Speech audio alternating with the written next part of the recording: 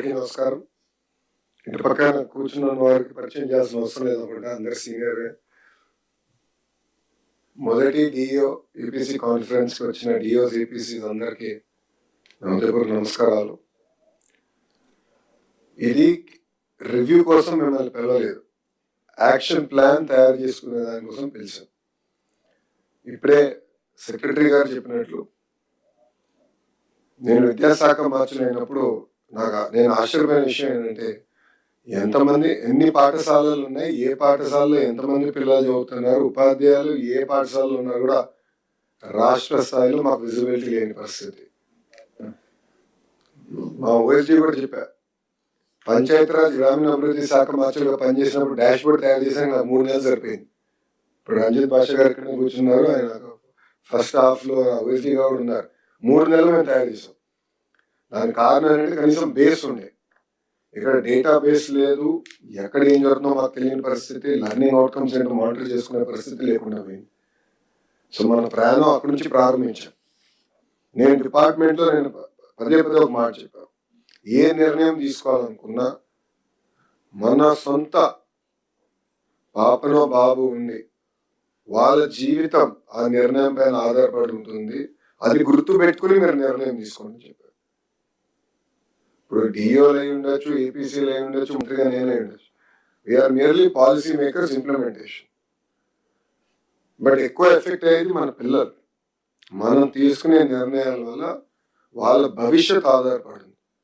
So ఎప్పుడు ఏ policy matter అయినా, ఏ నిర్ణయం అయినా సెక్రటరీ గారు చెప్పేది, కమిషనర్ గారు చెప్పేది, పిల్లల్ని మన సెంటర్ ఆఫ్ యూనివర్సిటీలో పెట్టి ఆలోచించండి, దాని చాలా క్లారిటీ వస్తుంది. సో నేను ఇక్కడున్న మిమ్మల్ని అందరూ కూడా కోరేది ఫస్ట్ అండ్ మోస్ట్ ఇంపార్టెంట్ ఇది. రెండోది, డాష్ బోర్డ్ ఎట్లుగో మీరు అందరూ చూస్తాం మొదలు పెట్టారు, ఇంకా దానిపైనే యాక్షన్ ప్లాన్ దిశగా మనం పనిచేయాలి. ఇప్పుడే సెక్రటరీ గారు చెప్పినట్లు ఏంటంటే, అవుట్ ఆఫ్ స్కూల్ చిల్డ్రన్ 2 భాగాలుగా విడగొట్టినప్పుడు, ఒకటి నెవర్ ఎన్రోల్, రెండోది drop out. So drop out rate చూస్తే సుమారుగా 1,00,000 మంది పిల్లలు మన సిస్టమ్ నుంచి డ్రాప్ అయ్యారు. అంటే ఇటు పక్కన ప్రభుత్వ పాఠశాలలు కానీ ప్రైవేట్ పాఠశాలలు లేని పిల్లలు సుమారు 1,00,000 మంది ఉన్నారు.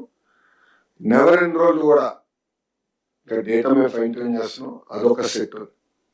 సో ఎక్కువ శాతం మనం ఎన్రోల్మెంట్ మీద ఫోకస్ చేయాలి. ప్రభుత్వం లక్ష్యం ఒకటే, ఎన్డీఏ ప్రభుత్వం లక్ష్యం ఒకటే, 100% ఎన్రోల్మెంట్ అనేది జరగాలి.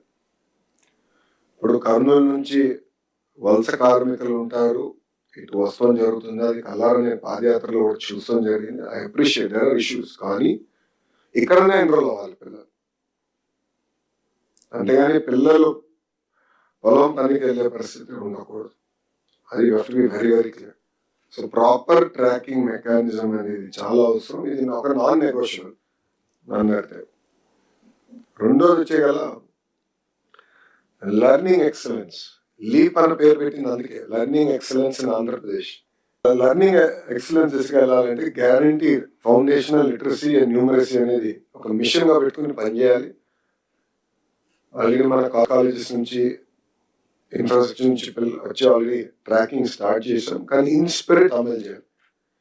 సెక్రటరీ గారు ఒక మంచి మాట అన్నారు, వాస్తవాలు మనం తెలుసుకున్నప్పుడే సరైన నిర్ణయాలు మనం తీసుకోగలుగుతాం. నిజం ఎప్పుడు చేదుగా ఉంటుంది, అబద్ధం తీయగా ఉంటుంది. నేను సెక్రటరీ గారు చెప్పింది కానీ, కమిషనర్ గారు చెప్పింది కానీ, లెట్ us యాక్సెప్ట్ రియాలిటీ. ఒక్క నంబర్ కూడా ఫేక్ నంబర్ నాకు వద్దు, నాకు అవసరం లేదు. It is what it is. రియాలిటీని యాక్సెప్ట్ చేస్తే మన ప్రయాణం ఎక్కడి నుంచి ప్రారంభిస్తాం మనకు అర్థం అవుతుంది, యాక్షన్ ప్లాన్ కరెక్ట్గా ఉంటుంది. ఇప్పుడు మీరు డాక్టర్ దగ్గరికి వెళ్తారు, ఏం నొప్పి ఉందని అడుగుతాడు, తలనొప్పి ఉంది కానీ కాలు నొప్పి ఉందంటే డాక్టర్ గారికి మనం అబద్ధం చెప్తే ఆయన ఇచ్చే ముందులా ఎవరు ఇబ్బంది పెడతాం, మనం ఇబ్బంది పెడతాం. అలాంటి పరిస్థితి మాకు వస్తుంది. We are super specialist, we are nothing but merely doctors of the department. మీరు సరైన పాలసీ ఇవ్వాలి, సరైన ట్రీట్మెంట్ ఇవ్వాలంటే మీరు హెడేక్ పెట్టుకుని కాలు నొప్పి ఉందంటే ఎట్లా కుదురుతుంది? సో డేటా పర్ఫెక్షన్ అనేది అవసరం. సో గ్యారంటీ రెఫరల్ అనేది ఒక అసెస్మెంట్లో మేము పెట్టుకున్నాం, ఒక ఫోకస్ పెట్టుకున్నాం. దాంట్లో భాగంగా క్లిక్కర్ టెక్నాలజీ కూడా అమలు చేసాం. 9th గ్రేడ్కి ట్రాన్సిషన్ చేసాం. ఇప్పుడు అది క్రమీపంగా అన్ని ప్రభుత్వ పాఠశాలలకు తీసుకెళ్ళాలని సమ్మరీ వీడియోస్ పెట్టి అదొకటి డ్రైవ్ చేస్తున్నాము. క్రోమ్ బుక్స్ ఇవన్నీ కూడా త్వరలో అది అందించబోతున్నాము.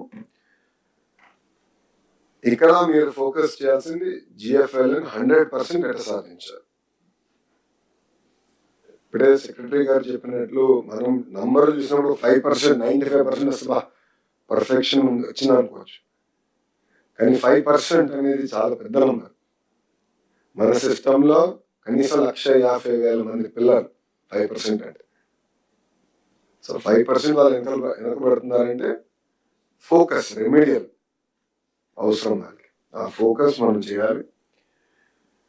ఈ సంవత్సరం వచ్చేగల మీరు చూస్తే 1 క్లాస్ 1 టీచర్ అనే సంస్కరణ విజయరామరాజు గారు ఉన్నప్పుడు తీసుకొచ్చారు. మేడం గారు అద్భుతంగా అమలు చేసుకుని ముందెళ్తున్నారు. స్కూల్స్ లో మనం ఇప్పుడు టార్గెట్ పెట్టుకున్నాం, కనీసం 10% ఇంప్రూవ్మెంట్ ఇన్ ఎన్రోల్మెంట్. దాంట్లో ఉపాధ్యాయులు చాలా ఇక్కడ డిఓలు కూడా యాక్టివ్ గా పాల్గొంటున్నారు, ప్రజాప్రతినిధులు కూడా పాల్గొంటున్నారు. అది మూవ్మెంట్ కింద తీసుకోవాల్సిన అవసరం చాలా చాలా ఉంది. మీరు చూస్తే ఎక్కడ లేని విధంగా క్వాలిఫైడ్ టీచర్స్ అనేది ప్రభుత్వ పాఠశాలలో ఉన్నారు. అది మనం చెప్పుకునే పరిస్థితి రావాలి. మీరు మనం చూస్తుంటారు, బాగా పర్ఫామ్ చేసిన పిల్లలు ఫస్ట్ టైం ప్రభుత్వమే యాడ్ ఇచ్చింది. దాని ప్రధానమైన కారణం అనేది మేము ఉన్నాం, కాన్ఫిడెన్స్ ఇచ్చేదానికి పిల్లలకి, వాళ్ళ తల్లిదండ్రులకి, ఇంకో పక్కన ఉపాధ్యాయులు కూడా కాన్ఫిడెన్స్ ఇచ్చారు. మిమ్మల్ని గుర్తించే బాధ్యత ప్రభుత్వం తీసుకుందని చెప్పేదానికి అది చేస్తడం జరిగింది. సో అందుకే మీరు ఇయర్ అడ్మిషన్స్ పైన కూడా శ్రద్ధ పెట్టాలి. ఇంకో పక్కన స్టార్ రేటింగ్స్ కూడా ఏర్పాటు చేశాం. మీ కింద పాఠశాలలకి ఇన్ఫ్రాస్ట్రక్చర్ పైన, అకాడమిక్స్ పైన స్టార్ రేటింగ్ ఏర్పాటు చేసాం. దాంట్లో కొన్ని మార్పులు చేయాలని అవసరం ఉంటే మీరు దయచేసి ఫీడ్బ్యాక్ ఇవ్వండి. మేము అన్నింటిలో పర్ఫెక్ట్ అనట్లేదు, ఇది ఒక ప్రయత్నం నా సైడ్ నుంచి. సో మార్పులు చేర్పులు చేసేది ఉంటే చెప్పండి, ఆ మార్పులు చేర్పులు కూడా మేము చేస్తాం. బట్ స్టార్ రేటింగ్ పైన ఎక్కువ ఫోకస్ చేయాల్సిన అవసరం. How do we improve academic performance, how do we improve physical infrastructure పైన ఎక్కువ శ్రద్ధ పెట్టాల్సిన అవసరం ఉంది. దాన్ని కూడా క్రిటికల్ ఇన్ఫ్రాస్ట్రక్చర్ ప్రభుత్వం నుంచి కొన్ని నిధులు మేము దానికోసం కేటాయిస్తున్నాం, అది అమల్లోకి తీసుకొస్తాం. అంతేకాకుండా గ్రామంలో ఉన్న దాతలు, ఈ రోజు కూడా మార్నింగ్ ఒక మీటింగ్ లో ఒక ఆయన వచ్చి, సార్ నా పాఠశాలలో, నేను చదువుకున్న పాఠశాలలో డైనింగ్ హాల్ ఏర్పాటు చేయాలనుకున్నా, మీరు పర్మిషన్ ఇస్తే చేస్తానని వాళ్ళు కూడా చెప్తాను జరుగుతుంది. ఇట్లా అనేక మంది దాతలు కూడా ముందుకు వస్తున్నారు. వాళ్ళు కూడా సరిగా రిసీవ్ చేసుకుని ఒక ప్రాపర్ మెకానిజం మీరు కూడా ఏర్పాటు చేసుకుని టీఎస్ గా హ్యాండ్ హోల్డింగ్ చేయాల్సిన బాధ్యత మీ పైన కూడా ఉంది. ఆల్ ప్రభుత్వ పాఠశాలలు critical infrastructure, leak proof building, fresh coat of paint, అదేవిధంగా డ్రింకింగ్ వాటర్, టాయిలెట్, బెంచెస్, ఇది నాన్ నెగోషియబుల్స్ నాకు. ఎందుకంటే నేను ఫీల్డ్కి వెళ్ళినప్పుడు చాలా ఎక్స్ట్రీమ్స్ కనబడుతుంది.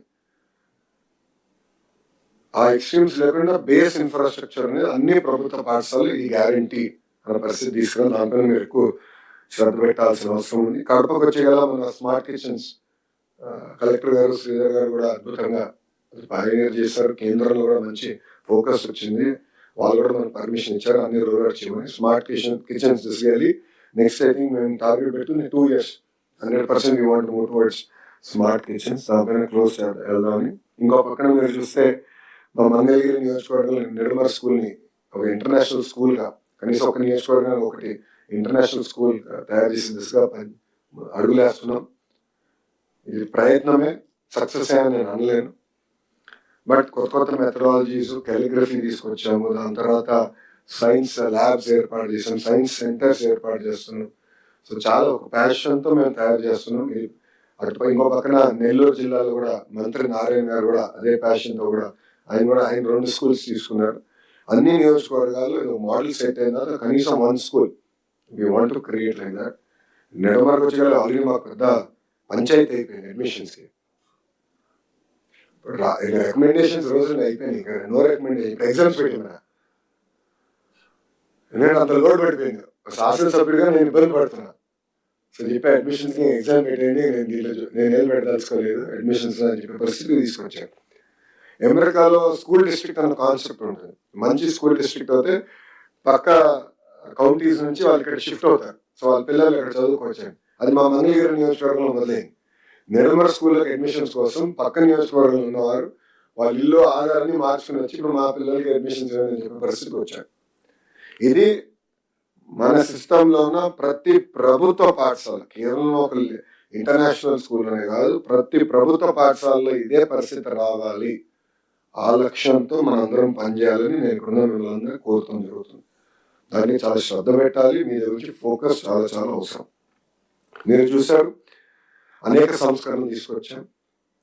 ఉపాధ్యాయులు కేవలం బోధన పైన ఎక్కువ శ్రద్ధ పెట్టాలి. అడ్మినిస్ట్రేటివ్ మ్యాటర్స్ అంటే ఎంఈఓ డిఎస్ తీసుకోవాలి. అంతా లీప్ యాప్ ద్వారానే జరగాలి. ఇప్పుడు లీవ్స్ కానీ seniority everything is no fixed. We are clean up 99% అయిందని నేను అనుకుంటున్నాను. కాదంటే మీరు చెప్పండి, సరిదిద్దుకుంటాం. But we are fixed everything. So ఉపాధ్యాయుల్ని మీరు తిప్పించుకుంటాం, మిమ్మల్ని కల్పించుకుంటాం, అది ఫుల్ స్టాప్ పెట్టాలి.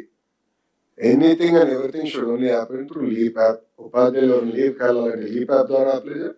ఇమీడియట్గా అక్కడికి మీరు క్లస్టర్ నుంచి పూల్ ఉంటుంది కనుక అలొకేట్ చేయాలి. టీచర్ లేకుండా పాఠశాలను ఉండకూడదు. సో అంతా రియల్ టైం చేయాలి, ఇంక్లూడింగ్ డిసిప్లినరీ యాక్షన్స్ కూడా. గతంలో ఏంటంటే అసలు విజిబిలిటీ లేదు మాకు. మీరు ఇనిషియేట్ చేస్తారు, మాకు తెలియదు. కోర్టుకు హైకోర్టుకు వచ్చినా మేము తెలుసుకుంటాం. కేసు బ్యాక్గ్రౌండ్ ఏం తెలియదు. ఇప్పుడు అది కూడా లీప్ యాప్ ద్వారానే ఇనిషియేట్ చేయాలని కూడా పెట్టాం. So leap app becomes the centre for the entire activity. అది మీరు గుర్తుపెట్టుకోవాల్సిన అవసరం ఉంది.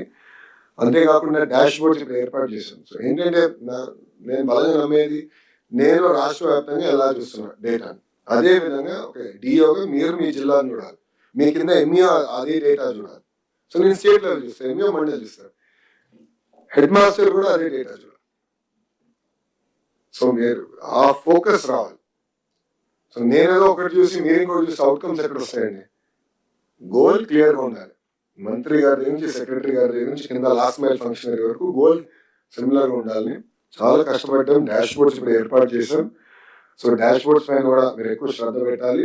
క్రమీపంగా ఒక ఇది స్టెబిలైజ్ అయిన తర్వాత we want to make this also public dash board. This will be made public dash board. So public చూస్తారు. వాళ్ళే కదా మనకి అందరు జీతాలు పెట్టేది. వాళ్ళ పనులు కడుతున్నారు, మనం జీతాలు చెల్లించగలుగుతాం. So I want make it public dashboard. Collectors అందరూ కూడా ఈ డాష్ బోర్డ్ యాక్సెస్ ఉంటుంది. వాళ్ళు కూడా ఇదే డేటా పాయింట్స్ మీతో రివ్యూ చేస్తాం జరుగుతుంది.